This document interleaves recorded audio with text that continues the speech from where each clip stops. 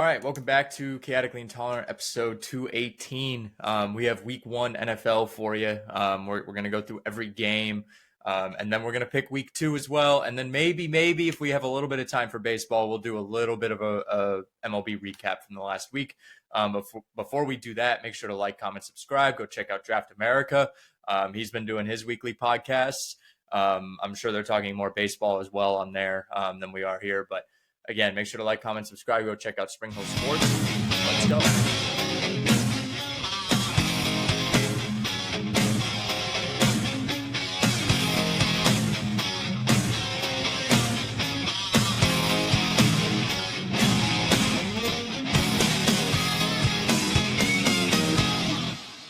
All right, Mike.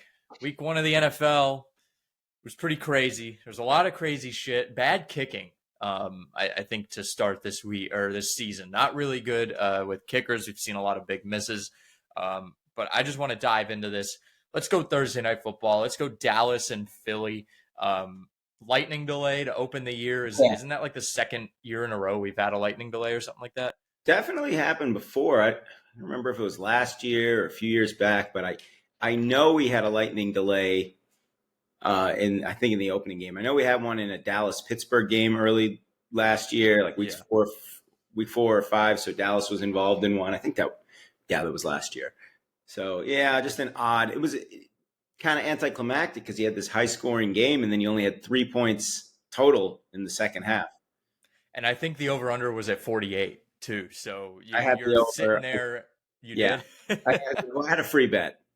Thankfully. So it didn't cost me. But yeah, I was looking at 21-20 at the half. I'm like, I don't have to worry about this one. And Vegas knows. That call may have come from outside Philadelphia. Spitgate. Well, we got to talk a little bit about Spitgate. Who spit? Well, we know who spit first. Dak spit first. Mm-hmm. Did it warrant a retaliatory spit from Jalen Carter? I mean, Jalen Carter was also not really the guy you probably want to be defending, but you know, who knows at this point? I think Dak looked a little shitty. I don't think Dak comes out of this clean whatsoever. They always say they get the guy who reacts instead of the guy who initiates, and you can't be spitting, period. So if you're Jalen Carter, you got to be above that. And he's a guy that came into the league with some negative publicity around him, stuff that happened at Georgia. I don't know what the league should do with that, but I think a suspension is always warranted for spitting. I mean, technically I believe that's considered an assault, or if you do it to a police officer, it is considered assault. So obviously, spitting at someone on a football field, you're not going to press charges, but it's a really bad look, especially from a starting quarterback of a prominent franchise. I mean, and you watch that video, you can't tell me Dak had malicious intent with his spit. I know it's crazy to say malicious with his spit, but right. He smirks and he spits and he's like, he knows what he's doing there. So if you want to sit there and be a Cowboys fan and be outraged about Jalen Carter, well, you can't just ignore what Dak did, in my opinion. Like, that's just crazy. He looked like he had a shit-eating grin on his face. Yeah, when he did it. Like, he clearly knew what he was doing. But I mean, isn't it just fitting that it's the Cowboys and the Eagles that get into an actual spit fight on the field? Of course, yeah. Right? Yeah, of course. Yeah, it's the Eagles here. It's always extra charged up now. I mean, they're the team. You're playing in Philadelphia, where the crowd is already probably under your skin, and it's just NFL loves it. They love ratings. They love any kind of attention paid to it, even if it's negative. And they said Jalen Carter's doing his part now to help the community or whatever as a result, and so they could spin it positively however they want. Yeah, he's got to be cured from the spitting. He's right. He needs what's the cure for spitting? He's addicted to it. No, Right. And then CeeDee Lamb. I think people are freaking out about CeeDee Lamb a little bit. I mean, obviously he had those big drops, but I think what you more have to look at, because it's week one, those balls were not easy catches either way. And the fact that he was able to get both hands on them to have an opportunity to drop those passes, I think says more about CeeDee's skill and the fact that he'll be fine. It's just week one and these guys are still getting back into football. They're getting back onto the field. I think it's more impressive that he just gets to those balls and gives you an opportunity like that to win the game. I think he's going to be fine. I don't think there's much to freak out about. And the Dallas offense, they didn't look they weren't, that whole team was not as depressed as you think they might have been. And I think the Lightning obviously affected everyone because points were being scored all over the place. And then as soon as they come out, nothing's happening. But I think the Dallas offense is going to be fine. The defense is obviously going to be a bigger question, but maybe the Dallas team's going to be a little better than we expected. Yeah, I think so. I think, I don't know that the expectations are less on Dallas this year, but first-year head coach, and you got a division now that's stacked with Philly and Washington, so maybe that and the Giants, and you actually have a little less. As little pressure as you probably can if you're Dallas. And week one, teams are rusty; they're just a little bit out of sync. Half an inch on a throw or catch can affect things. I don't think it's a big deal. I do think Dallas will be fine. I think this win. No moral victories, but I do think this could actually give him a little confidence. And you see a guy like Javonte Williams kind of showing out this week too.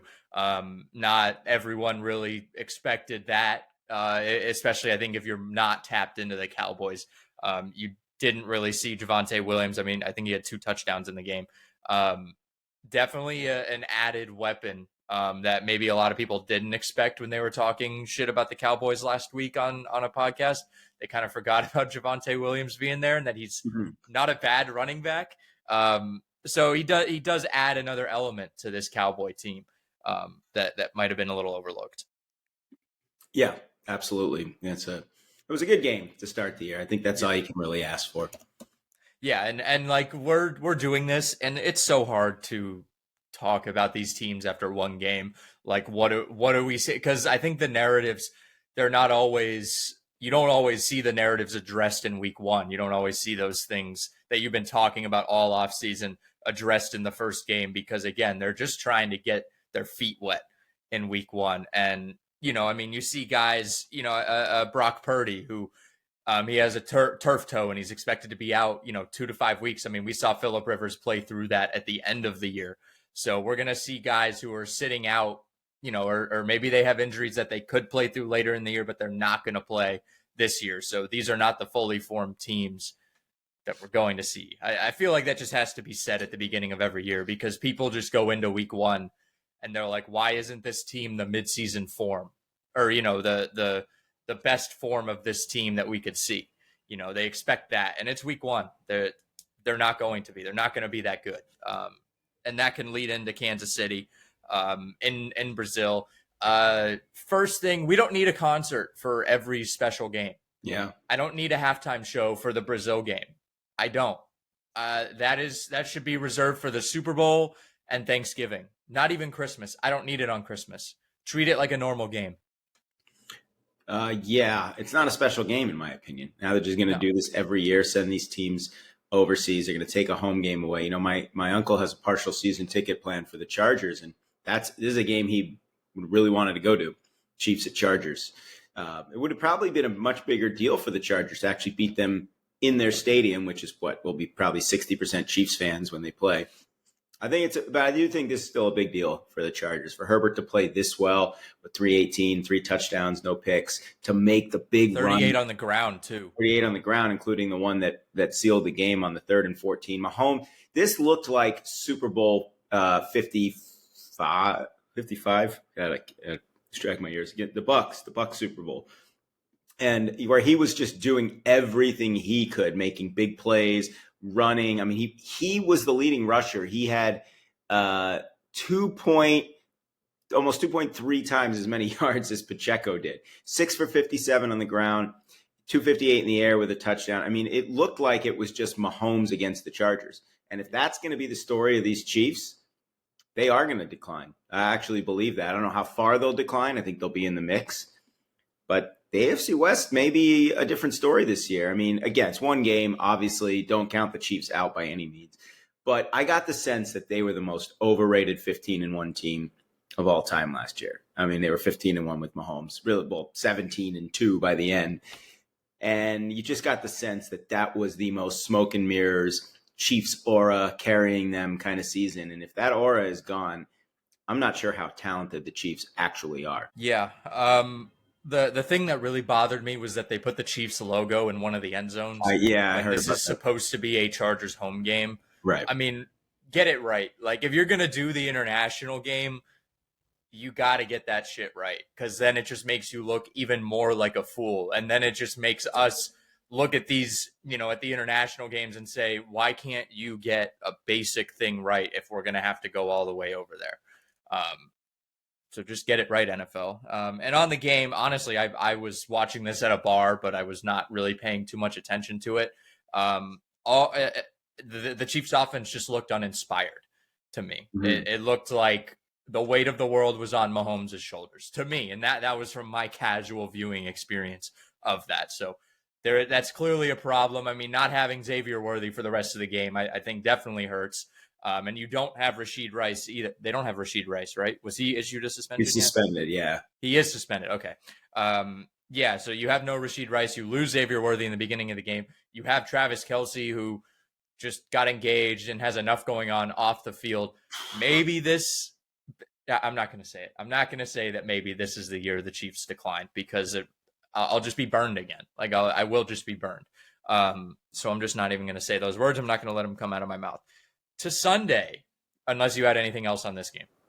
No, but I do think that the Chiefs defense has looked vulnerable in the Super Bowl, looked vulnerable on Friday night. And I think that is a big difference, because remember, that defense really carried the team to the Super Bowl in 2023. And so as much concern as we're putting on Mahomes or Kelce or whatever, their defense looked very vulnerable. And if they don't straighten some things out, that's where a potential decline might start, not with Mahomes or the offense. I think that offense is certainly good enough if they have a competent defense, but didn't look too competent Friday. Arizona, New Orleans. I'll say this: the Saints looked like a really, really bad football team here. They had 13 penalties for 89 yards in this game. They were just not good. Spencer Rattler is 0-7 in his NFL starts. I did not know that. He has never won an NFL start. And how long has he been in the league now? Is this his year 3 for him? I thought was he not a rookie last year? He was Maybe he was a rookie. Well, either way, yeah, he was a rookie last year. I would counter that a little bit. I think the Saints, numbers wise, they had more first downs. They outgained the Cardinals by 39 yards. They gave themselves a chance at the end against a team that some people seem to think might be half decent this year. But yeah, penalties, first year head coach, second year quarterback, his first opening day start. I actually think, all things considered, and the 49ers are the team playing the Saints this week, and that's only a 3-point spread, which tells me, I know Purdy's out, but that really still tells me something, because we expect this Saints team to be maybe the worst in football. And they have, according to the odds makers, a fighting chance on Sunday, and they had a chance at the end in this game. So, yeah, sloppy, yes, but I thought this would have had blowout written all over it, and it came down to the very end. I mean, they got down to the 18-yard line before getting stopped. Yeah, I mean, you look at the penalties too in this game, and a lot of them on New Orleans were in motions. They were on formations. It was like undisciplined stuff that you just don't see in even, I think, like scrappy teams. Like I just don't think the Saints really inspire anything in me. And Arizona, I mean, obviously you shouldn't have made this a 20-13 game. The Saints should not have had an opportunity at the end of this game. And I think we're going to do this thing with Kyler all year where we're just like, he's so close. He's so close, and he's going to have a few really, really good games, but I think his ceiling is just a couple really good games a year that make you think, why can't the Cardinals be better? And then he has games like this where he's just it's uninspiring. They're just very uninspiring. Both teams. This is just a boring game. Even the uniforms for the Saints, like it was just a gross game to look at. I didn't want to see this one on the screen when I was watching football on my computer at work. Just trying to survive football Sunday. I will say though, Cam Jordan 1.5 sacks in this game. He's in year 15. He's in a very limited role at this point, in his career for the Saints. But with Chase Young being out, he did step up and especially 1.5 sacks on Kyler Murray. That's pretty damn good for a 15-year NFL vet on the line. So good for him. And then another stat: the Saints snapped their streak of 6 straight opening week wins. And week 1 wins. I'm sorry, 6 straight week 1 wins. To start the year. So, and we remember last year their very hot start where they destroyed the Cowboys. It was like 44-10, something like that. And we thought, man, the Derek Carr Saints are back. But that was very short lived. Yeah, that was weird to think the Saints were 2-0 last year. Yeah, and I think their point differential was like 89-20 or something like that. I can't remember what it was or exactly what it was. Right, it was Carolina and Dallas, though. So. Still to do that to any team in the NFL is pretty crazy, and then just do nothing after that. Vegas and New England. Geno, 350 plus passing yards in this game. He had 9 passes of 20 plus yards. That's the most in a single game by a Raiders quarterback since 1991. I think that's Jay Schroeder in 91.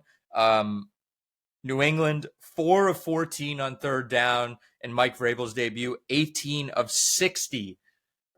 for 60 on the ground. Just really ugly day for this New England team that had a lot of high expectations. Obviously, the new head coach. And Vegas, again, I mean, you see Geno with all those passing yards, but then you see the results and the points. And that is discouraging a little bit. But again, I mean, I think with a new coach on both sides, you're happy, I guess, obviously you're happy with a win, but just a grinded out win like this with a new quarterback, so much turnover. I think you're pretty ecstatic if you're a Raiders fan just to win this game, especially going into Foxborough. Yeah. I mean, you guys called me crazy. I like the Raiders in this spot. I think it's just, I remember Chris Berman used to say a lot, it's just hard for whatever reason to win your first game as a head coach. Now, it's not Vrabel's first game as an NFL head coach, but even with a new team, of course, Pete Carroll was doing it too. I understand that. But I think there's more pressure on Vrabel. Look at Pete Carroll, where he is in his life and franchise he's with. I think there's a lot of expectations that the Pats were just going to take that leap back to respectability this year. And I'm not saying that they won't, but Geno's got confidence. I think he's always better than we give him credit for. And if the Raiders have some explosiveness in that offense, they could be, I don't know how good they can be, but they're not going to be bad. They're not going to be the pushover Raiders that we've seen in years past. It didn't feel like this should have been a higher scoring game for some reason. I don't know why. I mean, it was 20-13, but Geno had 362 yards passing. It just, May was, threw the ball 30 or 46 times for 287. I mean, there wasn't anything either team did on the ground, but it just felt like this should have been a higher scoring game. It's just kind of odd to see the points. But Vrabel did bring over Harold Landry, who had 2.5 sacks. So that is encouraging, I think, for the Pats defense, at least. Mm-hmm. To Pittsburgh or New York. Can't remember where they played. New York. Double revenge game, and both quarterbacks that were getting revenge on the former team, I think, made their team look silly, or they made them think, oh man, where was this guy when he was here? Aaron Rodgers, 4 touchdowns. He has 28 career games with 4 touchdowns and no interceptions. That ties Tom Brady for the most of all time. And maybe the formula for the Jets is just to let Justin Fields do his thing. Just let Justin Fields cook, let him go, and just have fun with it. Because this is, I feel like this is the best this Jets team has looked since, I don't even know, since Zach Wilson on opening night against the Bills, right? I mean, when have we seen a Jets team with an offense this inspired? Yeah, that was only because Aaron Rodgers went down, right? Yeah. I don't know. You guys thought this was going to be like a 12-9 game. This was one of the best games of the year. What the fuck? Yeah. Or one of the best games of the week. Sorry. I don't know that Aaron Rodgers is going to actually break that record. I think this may have been a one-off to throw 4 TDs and no picks in a game. I wouldn't get used to that, exactly that, Steelers. But yeah, I mean, for the Jets, you got to be encouraged. They put up 32 points on a Pittsburgh defense that is always going to be pretty good. They're not Steel Curtain, but pretty good. They ran for 182. Breece Hall was over 100. I mean, there's a lot to be encouraged about it. Obviously, Rodgers gets the last laugh. Boswell hits the 60-yard field goal. That's kind of lost in all this that He's a serial killer, according to Mike Tomlin. Yeah. Again, it was like, this is a pretty good defense on paper for the Steelers. They some additions, guys like Darius Slay and Juan Thornhill to go along with TJ Watt and Patrick Queen. I mean, on paper, it's a pretty good defense. So for Fields to be as efficient as he was only sacked one time, 218, a touchdown, no picks, ran for 48 yards and a couple of scores. I don't know. Again, no moral victories, but the Jets have to be.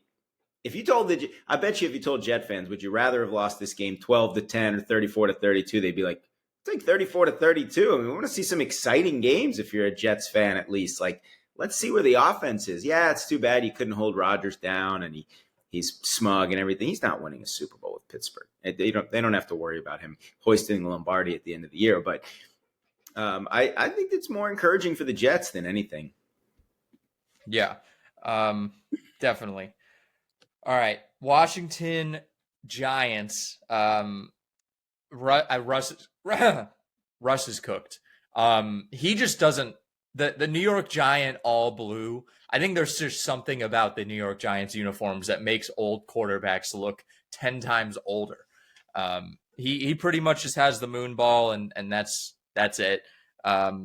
4 straight incompletions from the 3-yard line late in the fourth, just trying to make the game somewhat respectable, and just couldn't even get that done. And then Deebo Samuel, he stepped up. He looked, in Terry McLaurin's absence in this, in the offseason, I think Deebo maybe took a little bit more responsibility this week and said, just look for me. I know Terry's still trying to get back into the swing of things.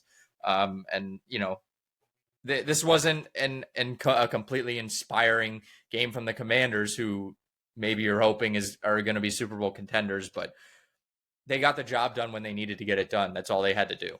And that's all you can ask for in week 1. I don't think you ever have to apologize for a week 1 win. I think it's just the playing field is as level as it's going to be at any point in the season. So the Commanders held the Giants out of the end zone. They don't care in the NFL how bad a team is. You keep a team out of the end zone for the entire game, you're doing something right. It was more of a ball control offense. It was an extremely efficient game for Washington. 32 for 220. Yeah, Daniels himself had 11 for 68, but they ran it well. They had almost 7 yards a carry. Daniels, 19 for 30, 233. Yeah, he was sacked 3 times, but yeah, and Russell Wilson, yeah, I don't know. I mean, it's only a matter of time. Clock is really ticking before they go with Dart or maybe Winston. I don't know. I don't know what the Giants are going to do. I mean, give me Jameis. I need Jameis. Exciting. Shout out to, I don't even know how to pronounce his name, Bobby Okereke with 16. Bobby Okereke, former Colt, baby. Okay, 16 tackles, by the way. So good job on defense, at least by him. But hard to tell. But if the Commanders can run the ball effectively this year, that adds another element to them. And I think, obviously, Daniels can run the ball. But if they can get production out of Krosky Merritt, which he was 10 for 82, maybe something from Eckler. They've sprinkled Deebo Samuel in there, which he had a 19-yard touchdown run. Opens up this offense even more. Panthers, Jaguars. This was the game that you never saw on Red Zone, like it all felt like. Lightning delay. It was kind of a blowout anyway, so there was nothing really going on. I think Bryce Young just needs to be benched at the beginning of the year, every single year, and then bring him in like at halftime, because that seems to relieve the pressure. Just give me Andy Dalton. Like, he has to be the week 1 first half quarterback. Just say, no, this is Andy's team, but Bryce is going to come in. That relieves all that pressure from him, and maybe he'll play better, because this looked like a massive regression. Yeah, well, I said he had one of his worst games ever a couple of years ago when these teams play. People should boycott these games. These are the 17th games. This is the added game to the formula, and then you end up with Panthers, Jaguars, and a weather delay in week 1. These teams are 30 years ago. These teams first made their debut in the NFL together.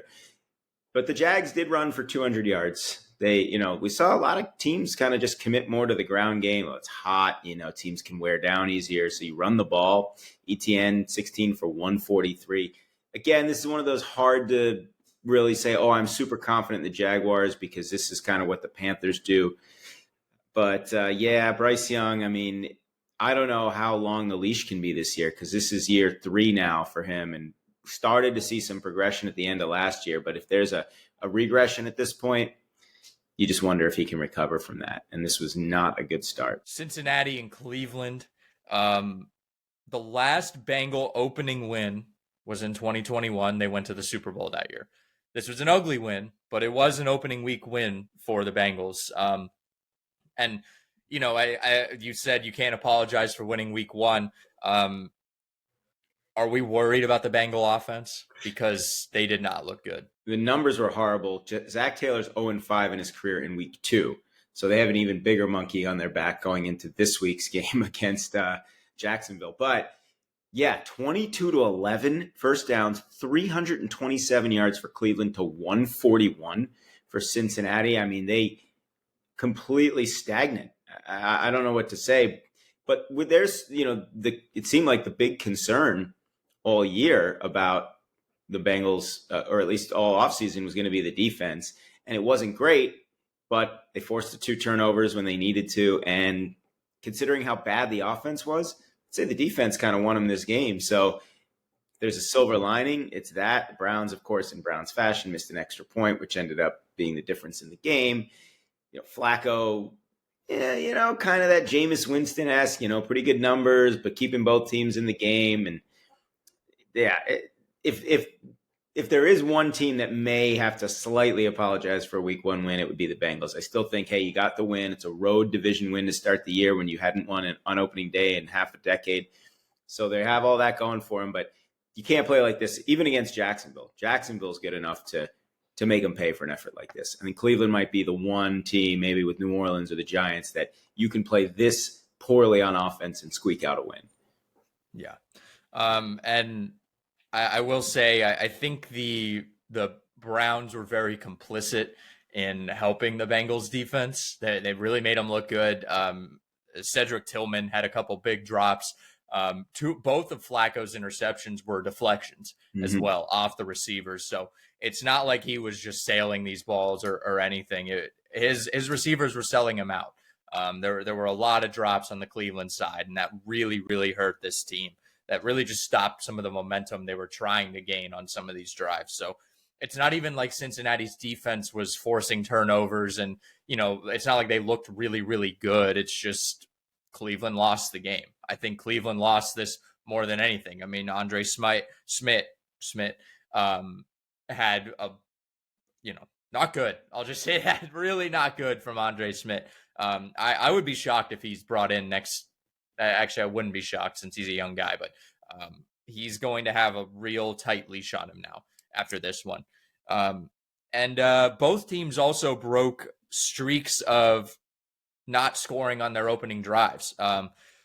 Chase Brown had the opening drive touchdown for the first time since 2015 for the Bengals. And Raheem Sanders scored on the opening drive for the first time since 1999 for the Cleveland Browns. So a lot of streaks being broken this week, a ton of them. Tampa Bay, Atlanta, Younghoe Koo, unthinkable missing at the end of the game just because he's such a good kicker. But, I mean, Michael Penix did his job a lot in this game, and it was very encouraging to see. I felt like Atlanta looked a bit like the better team, and especially with Bijan opening the game with that massive run, on the third play of the game. I mean, this looked like maybe this Atlanta offense is going to be one of the best in football. And then they did settle down, but I think Atlanta came out of this looking better to me than Tampa did. Yeah, it's hard to tell because Baker was, 3 touchdowns and no picks, and again, leads the winning drive. But I don't know. It was hard for Atlanta. They really had to struggle to get in the end zone at the end there. It was like a long sequence and delays of like reviews and stuff. And then they get in, they get the touchdown, and then Tampa goes right down the field. The defense kind of lets them down.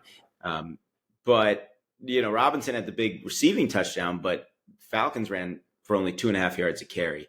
So they needed to run the ball better than they did, or they need to run the ball better than they did. And then Younghoe Koo, I think Michael Strahan on the postgame said it was like watching a fan kicking contest at the end, like how far wide it was on that kick at the end. So it just felt like such an Atlanta way to lose this game. Like they had it, and then they were given the gift of the missed extra point, kind of how like the Patriots missed the extra point in the Super Bowl, and then they had to get an extra 2-point conversion.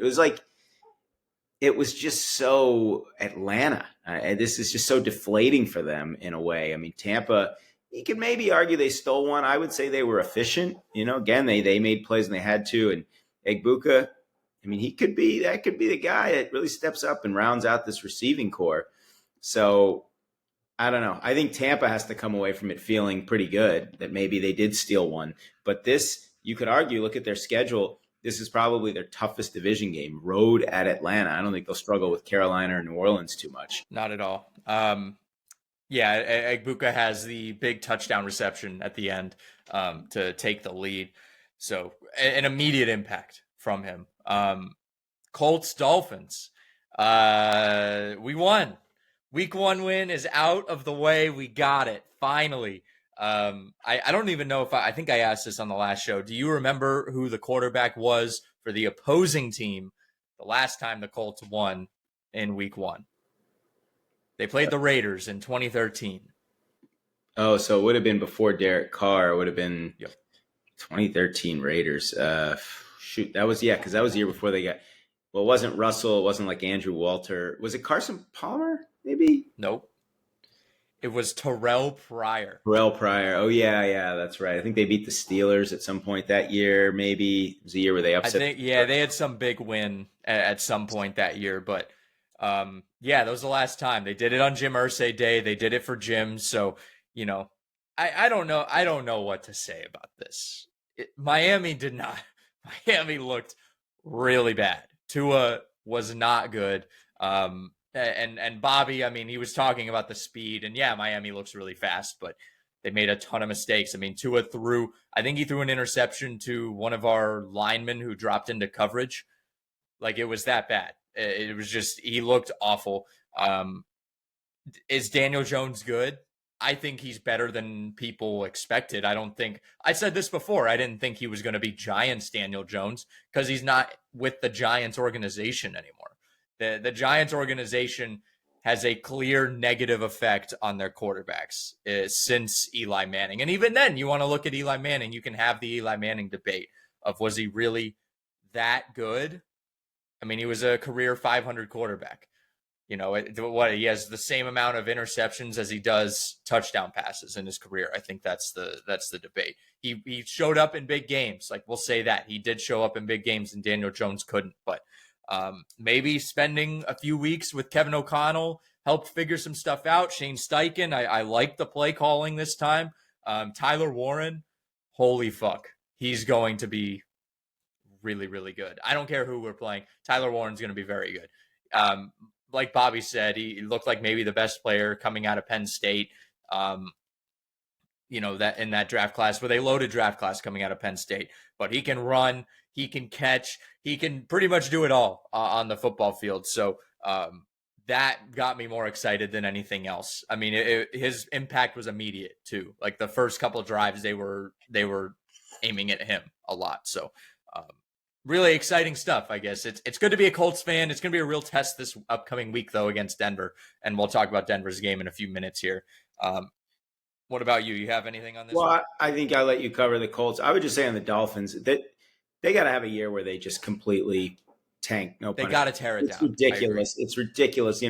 I just looked this up. 13 of the last 17 years, the Dolphins have won at least 7 games, and yet they've never won more than 11. In fact, only 4 times in there have they even hit double-digit wins. They have been in this ridiculous rut of mediocrity, and I can't imagine Mike McDaniel survives this year if they finish with like 7 or fewer wins. It's just, you have what you think might be your quarterback. You have these explosive weapons on offense, and you go out with a performance like this on opening day. This performance was like how teams a lot of times go into Miami early in the year and they wilt in the heat.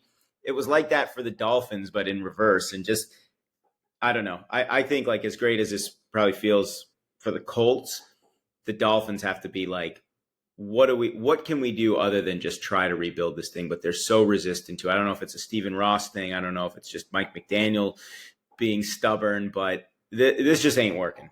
It ain't working. Daniel Jones or Peyton Manning played 150 something games or 140 something games for the Indianapolis Colts. He had 0 games where he scored on every drive. Andrew Luck, 80 something games, 0 games where he scored on every drive. Daniel Jones plays 1 game for the Colts, scores on every single drive he plays. I mean, the Colts offense was dominant. Yeah, No punts. Peyton Manning's first career NFL start was against Miami. Dan Marino at home. They lost, but he threw for, I think, 300 yards or something. And it was like, okay, they took their lumps that first year. And we know what happened. They became constant winning force in the NFL every year after that, basically. So I don't think that's going to happen necessarily with Daniel Jones. But yeah, that's as encouraging as you could have possibly imagined for him and for the Colts.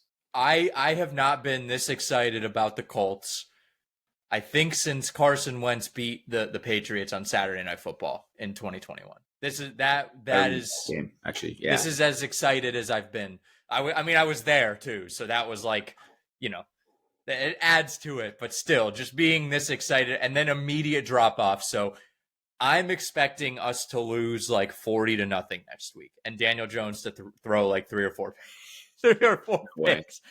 It's just, but I mean, listen, the Colts defense looked good too.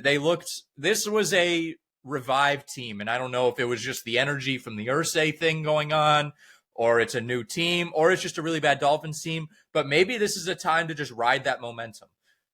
Who knows? Why can't the Colts go to the playoffs? Why can't they win the division? They're tied for first right now. It's a bad division. Why not? It's a very bad division. I mean, Houston did not look pretty either. And again, we'll get more into AFC South games later. 49ers, Seahawks. Purdy and Kittle already hurt. They cut Jake Moody. Are we already seeing, are they already doing this thing where they're just going to be hurt all year and we're going to say, wow, they would be really good if everyone was healthy. They would be. Quite possibly. I mean, they had McCaffrey and he was a workhorse and he had 31 touches in the game, which is, that's what they have to do. I mean, yeah, maybe they ride him into retirement at this point, but Pearsall went over 100. I mean, they get a road division win to start the year and they've got New Orleans on the road. So at least they have a chance to give themselves some padding record-wise before, some of those guys come back. They've got Arizona and Jacksonville to follow. Those are 2 possible, I would think winnable games before they start to get into, Rams, Bucks. So, yeah, I mean, the injuries, you can't lose Purdy and Kittle. It could be rough sledding, but if the defense can step up, if they can get it done, that might be what they have to rely on at this point. But they only got 1 sack. But they recovered a couple of fumbles and, Darnold's numbers were pretty, only 150 through the air. So, yeah, I guess hats off to the defense. And Purdy made the play, late in the game to get it to Kittle. And I don't know, scrappy win. I'll just say that. Yeah. Darnold, the own fumble was hilarious. Just fumbling off of one of his linemen backing up into him. It just felt like Sam Darnold. That felt like you're playing in a low scoring game. You get your team down there to try and, win the game or maybe tie it up. I don't remember. And you fumble off your own lineman. That's Sam Darnold for you. That is the Sam Darnold experience. And I feel like that's going to be what we see for a while. And we're just going to look at the Seahawks team and say they would be so much better. They could be so much better, but they're not. Tennessee and Denver. I was baffled at the end of the game, and I don't think anyone's talking about it. 4th and 8. You're up 8 points, and you go for it at the end of the game. The Broncos do. They go for it at the end of the game. Now they're in Tennessee territory here, but you're up 8 points. At that point, maybe you say you're not gain. I was baffled, and they threw it deep. I don't know if you're looking at the drive chart there. I am, yeah. It was an odd choice. I mean, you're in that weird spot where, yes, it's Denver, so you got the altitude, but it's a 54-yard field goal. If you miss that, never a given. Tennessee they only have to go 56 yards for a touchdown. So, I mean, even going for it, not getting it, yeah, it saves you 8 yards. I think they figured, look, Tennessee hasn't gotten in the end zone all game. You got a rookie quarterback.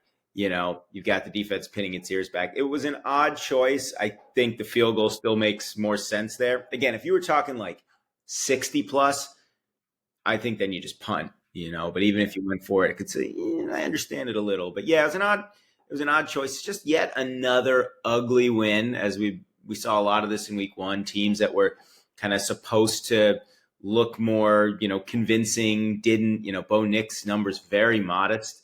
I mean, they ran it. Yeah, I had him on my fantasy team. Yeah, not good. But these teams really committed to running the ball. I mean, Denver 30 times for 151. I mean, Knicks had 8 of those for 18. But, RJ Harvey had 11.7 yards a carry. Dobbins was solid, about 4 yards a carry and a touchdown. I mean, Cam Ward, some rookie mistakes. But at the end of the game, the drive at the end of the game to maybe go down, there were some drops. Like there were some passes that they were great throws from Cam Ward, like right on the money. They were rockets. And I think Calvin Ridley had like a big drop at the end. He's your leading receiver, and it just went right through his hands. Like they were doing him no favors. And Cam Ward's dad in the stands is just the most stressed out person on the planet, and I loved it. But that his whole family is standing there. They're stressed, but there's like no emotion on their face. It's just like we're in the moment here. But it's just, yeah, I love seeing the families get like, just, you see how the player would react possibly in those moments. Yeah. It's just also, young quarterback, top pick quarterbacks go to bad football teams. It's a bad football team and it's a bad receiving core. So he's not going to get a lot of help. And, Tony Pollard, yeah, he's a solid running back, but this is a franchise that's had Derrick Henry and Eddie George and Chris Johnson throughout the years, and now they're relying on Pollard. I mean, it's going to be a pretty long year, I think, for Tennessee. But again, you get the experience. He's a rookie. Again, Manning, he's not going to be Peyton Manning. I'm not saying that. But, you put these guys in and they just don't win games a lot their rookie year. But they get experience, and then you figure out where do you go as a team from there. And just for Denver, again, don't apologize. But, yeah, you want to see them play better. But they did what they had to do. I guess they covered the spread too, right? I think I had them or no, it was 7.5 or 8.5. I can't remember. But either way, it was right on par with, I think, what the odds makers expected. It's funny, because I think you're talking about, well, Indy might go out and get beat by Denver. How about Denver? I mean, Denver's got to come back and look good because, now they're playing a team that it's a step up from Tennessee for sure. So I would say, the Broncos can't feel too great. But again, they're 1-0. And it's all you can ask for. Yeah, I mean, I think if I'm a Titans fan, I'm actually kind of encouraged by Cam Ward's performance. Yeah. I thought he looked good. I would be happy. Obviously, you lose. That's not fun. And the team didn't look good. But as a quarterback in the individual performance, I think he looked a lot better than Will Levis. Detroit and Green Bay. These are not your 2024 Lions. They are not. Obviously, again, new coordinator, it's a big change, but these are not the 2024 Lions. And Green Bay looked about as good as you would want right now. They were dominating. They were. They didn't have to throw a ton. I still don't know just how good Green Bay's receivers are going to be for Jordan Love, but their defense just stifled Detroit. I mean, when you complete 31 passes for 225 yards, you're just keeping everything in front of you. Detroit was just over 2 yards a carry. Jahmyr Gibbs had 10 catches for 31 yards. I mean, it's just such a weird line. And you saw Micah Parsons make a play. Had a sack, had a fumble, forced a fumble on that play, didn't he? I'm trying to remember. I believe so. He did. He made an impact on the game right away, despite some injury concerns coming in.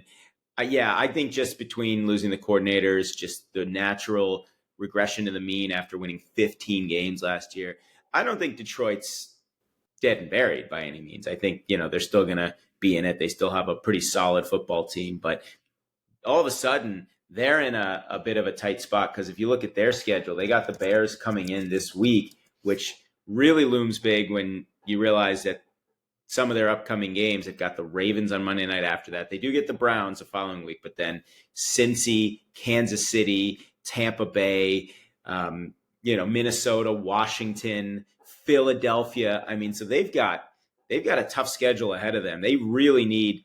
You look at the Bears and Browns game in particular. They got to at least be at 2-2 through 4 weeks. Otherwise, they lose one of those games and they're 1-3 with that schedule.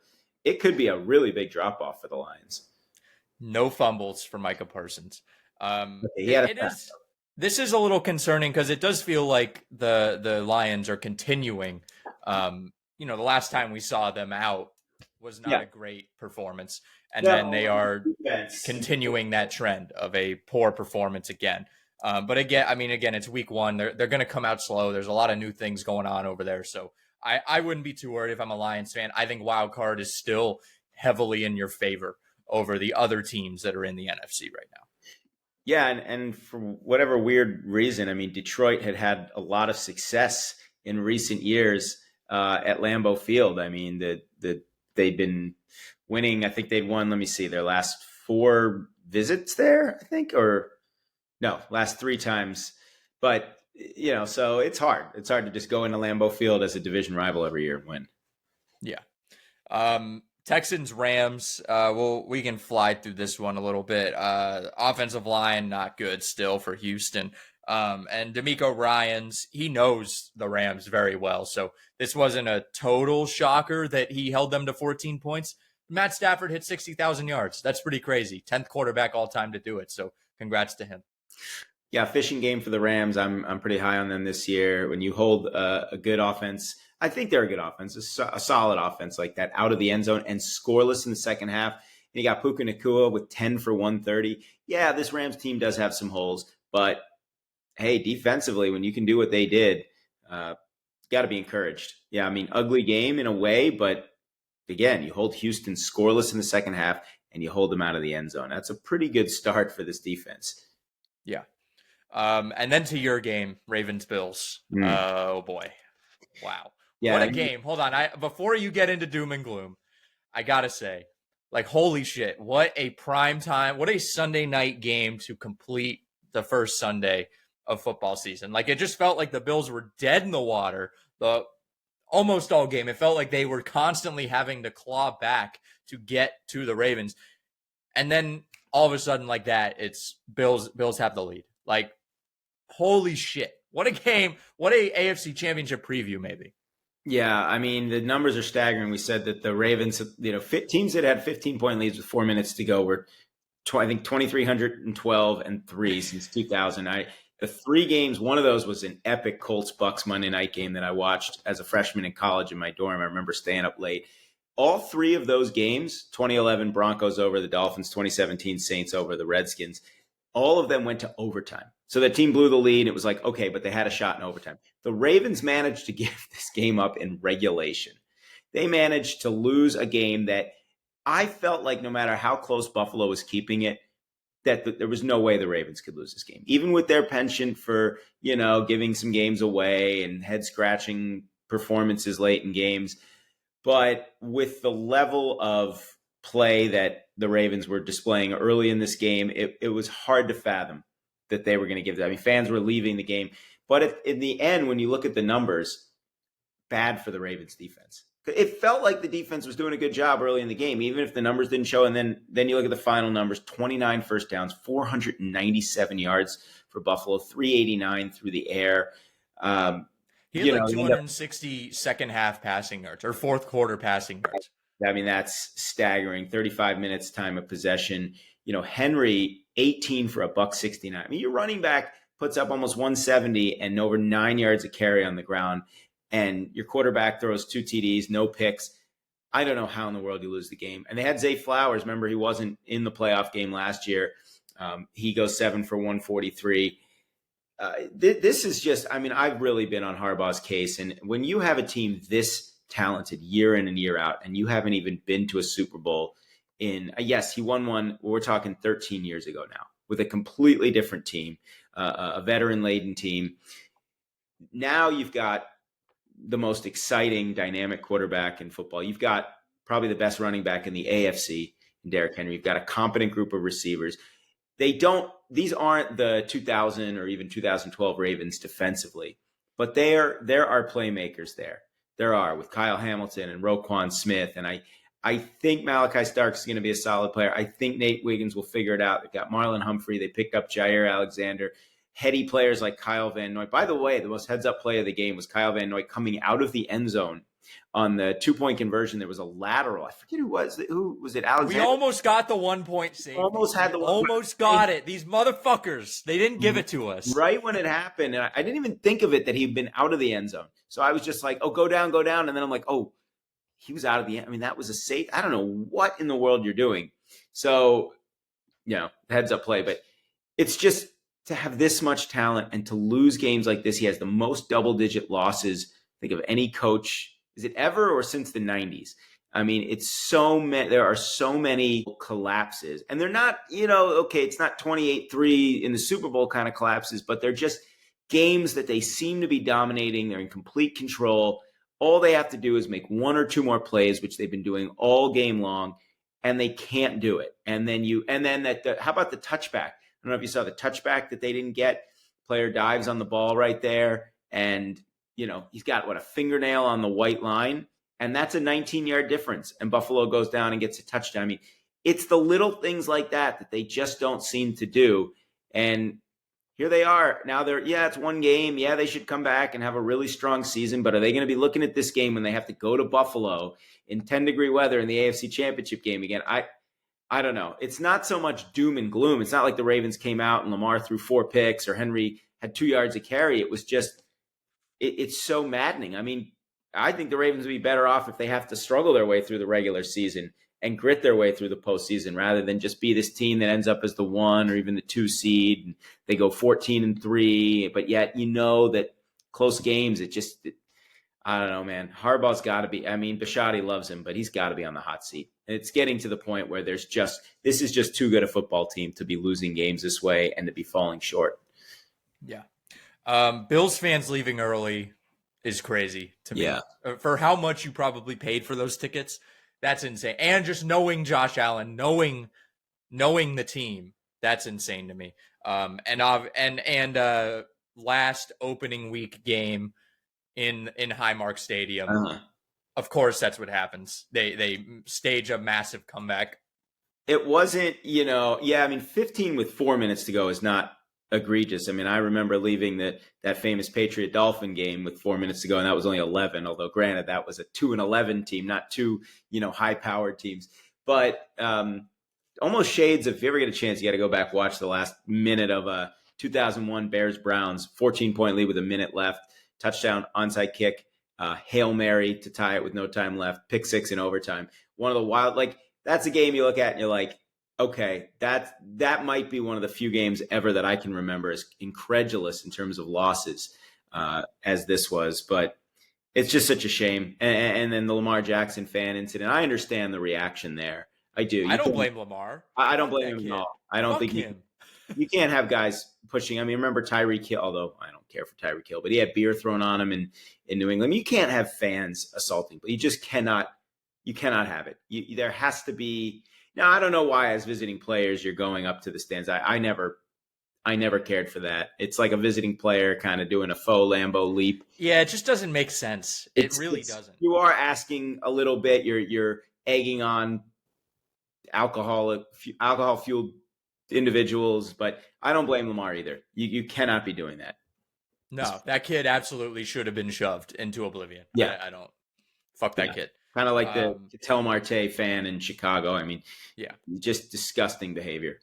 Yeah. And then Vikings Bears, Caleb Williams. I mean, they tried to run. It almost felt like they tried to run the Jared Goff offense for him, and he couldn't even do that. Caleb was missing a lot of really easy throws. Take away that first drive where they looked awesome. And JJ, I mean, he just turned the gas on as soon as that pick 6 happened. And it just felt like the Bears.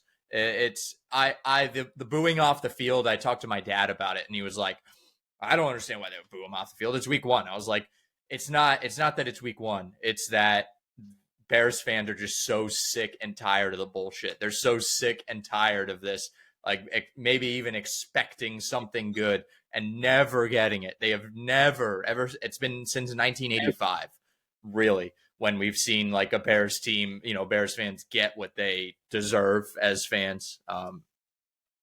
Again, it's the Bears. It's Chicago sports in a nutshell. Yeah, this game almost reminded me a little bit of the game they had last year. They had it was like what the Bears had a crazy flurry. They had 10 points in the last like 20 seconds or something. They force overtime and the Vikings win it. Every time I'm ready to count the Vikings out and be like, okay, they're going to have a huge drop off. They pull one out somehow. And look, JJ McCarthy is a second-year Michigan quarterback that didn't start a game his rookie year. I mean, that script sounds familiar, right? He's not going to win 7 Super Bowls like the other guy I'm talking about.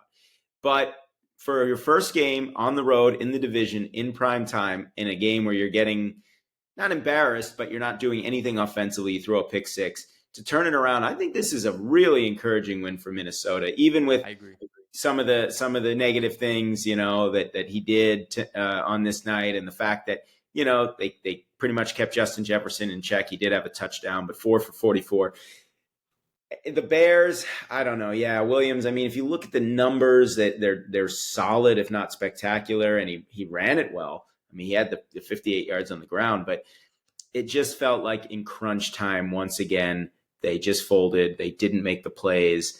Again, first game head coach, Ben Johnson, right? It's like it's really hard. You've got to figure some things out in the NFL. It's not easy. I wouldn't completely throw cold water on the Bears yet. They're not going to, be an elite team, but yeah, I was a little surprised they booed, but fans are just, look, in Chicago especially, they're impatient. The Bears in their history. So who's the best quarterback in Bears history? What is it? Sid Luckman, right? Like yes. Jim McMahon? I mean, this is not. Jim McMahon was a partial game manager.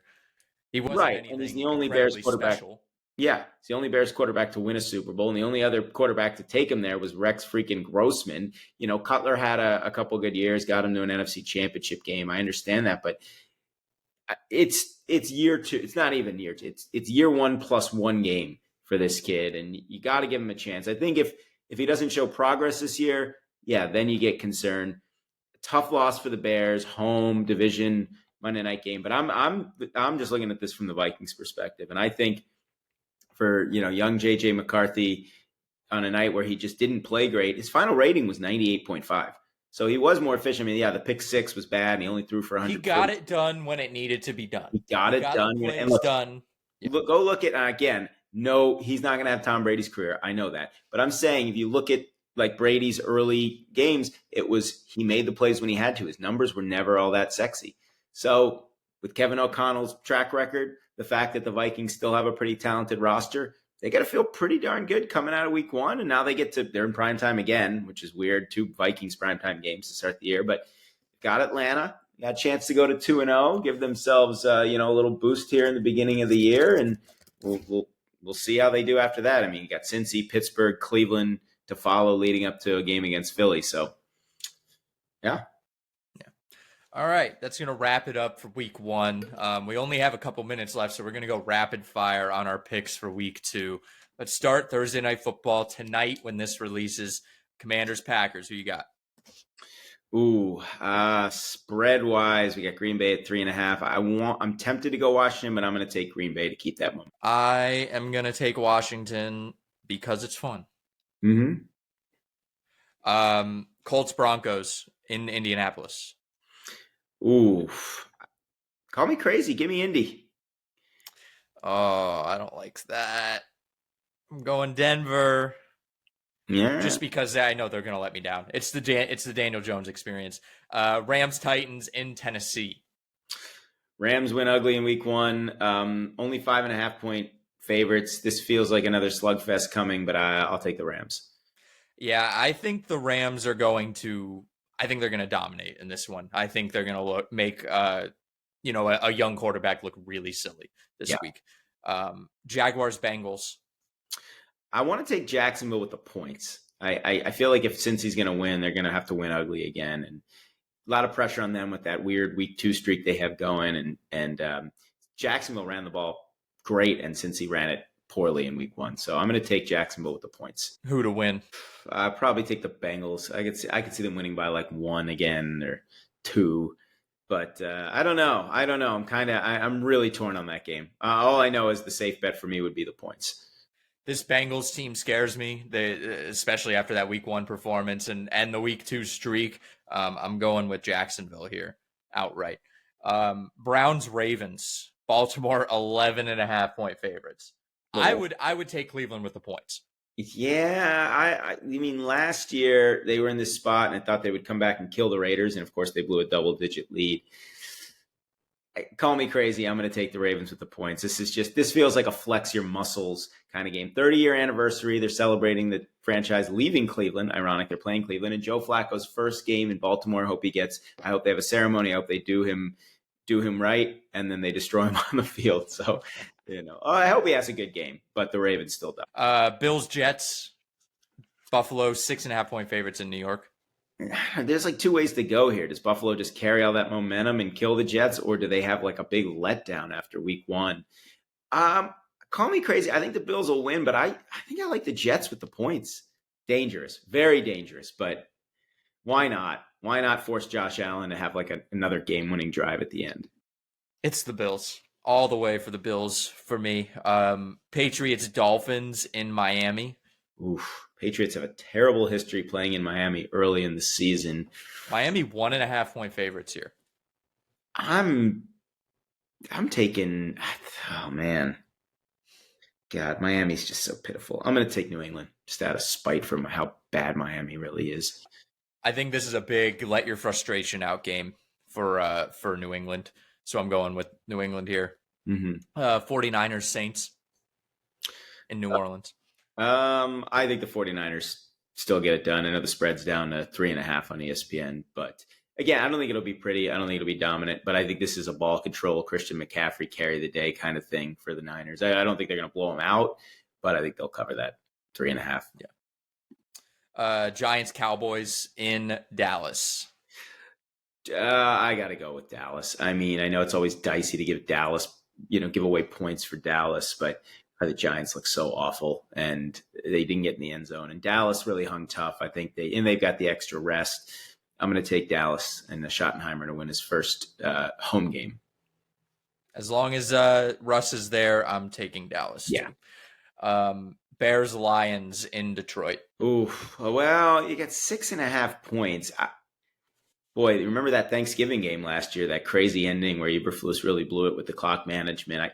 I'm so tempted to take the Bears with the points just because, and Ben Johnson, he knows Detroit, it's a Ben Johnson factor game. I'm taking a lot of underdogs. I'm aware of that, but I'm going to take the Bears with the points. I think the Lions still squeak by, but I would take the points with Chicago. Detroit's not as bad as they were week 1. I'm going Detroit here. Yeah, I'm going to regret this one. I know I'm going to regret that one, but Seahawks Steelers. Oof. I'm going to go Pittsburgh. I think they carry that momentum over. Aaron Rodgers, he has some bones to pick with Seattle. He never did well against them in the postseason. So yeah, I'm going Steelers too. I think it'll be relatively close, but I got to go with the Steelers to carry them momentum over. Panthers Cardinals in Arizona. Cardinals again 6.5-point favorites. I'm going to take them. I think the Bryce Young regression could be real. Again, I could see this kind of going down to sort of the wire in a way, like close-ish. But yeah, give me the Cardinals start 2-0. I'd take Carolina plus 6.5, but I'm taking the Cardinals overall. Eagles Chiefs, the big one at 425. I'm going with Philadelphia. I mean, they were better than them in the Super Bowl. I don't think the Chiefs have improved at all since that game. I know it's crazy to think that Mahomes could start 0-2. I think it's going to be a tight football game. I think that Fox and NFL is going to get what they want as far as these teams delivering, but I think the Eagles take it. Me too. Falcons Vikings. Why is this like repeatedly on primetime? We always get this game on primetime. I don't know, 1998 NFC Championship game rematch 27 years later. But Mm, it's weird because it's like the Vikings. They just had this big primetime effort, and the Falcons just let one get away. I'm going to take the. So tempted to not do it. No, you know what? I'm going to. I'm going to go back and forth 100 times on this one. I think McCarthy and the Vikings get it done, but I think they may win by 3. I'd be leery laying the points. Mhm. And it's going to be tight because Atlanta just will. Falcons are going to Falcon somehow and at least keep this close, but probably let you down in the end. I'm going with Atlanta here. I liked Penix's performance this past week. I think that was kind of a confidence boost. Monday, and then we'll get out I of don't here. think that Penix is going to pull off that Michael Vick run that we saw in overtime when the Falcons beat the Vikings back in 2002, one of the all-time great runs when the two Vikings players ran into each other. Those are one of the all-time great quarterback runs, certainly in overtime. Yeah. Bucks, we have double Monday night games, except it's 7 and 10 this time, not 7 and 8-15. So a little better. Bucks, Texans in Houston. I'm really torn on this one, but I just don't know if I see Houston starting 0-2. Part of me that wants to take the Bucks, but I think I like Houston, maybe by a field goal. I'm taking the Bucks here. I think they're just a better football team overall than Houston. Yeah, and then if Houston gets off to an 0-2 start, they could be looking up 2 games in the division. It's crazy. Yeah, looking at the Colts. Yeah. Chargers, Raiders to round it out in Vegas. I like the points with the Raiders. They're at home. I mean, it's crazy because everyone's going to be on that Charger wave after beating the Chiefs in week 1. But now you come back, you got a Raiders team these are 2 pretty well-coached teams. Who would have said the Chargers and Raiders? You know, like you said, like that division is just all the old school, like Back to the Future, whatever you want to call it, with Jim Harbaugh and Pete Carroll and Sean Payton, Andy Reid. I mean, there's no division that has a better collection of coaches, in my opinion. I mean, how many Super Bowls between all those guys? Of course, Harbaugh has that Super Bowl appearance. What is it? 5 Super Bowl wins in that division of the coaches. Andy Reid has 3, and Harbaugh. I'm sorry, and Peyton and Carroll each have 1. So, yeah, I mean, and Harbaugh's been there. So, but I'm going to take the Raiders. Tight football game. If the Chargers win, it ain't going to be by more than 3 points. I'm going to take Vegas. All right, I'm going Chargers. I think they're going to roll on with that momentum. All right, let's get out of here. Thank you all for watching. Make sure to like, comment, subscribe, and we will see you next week.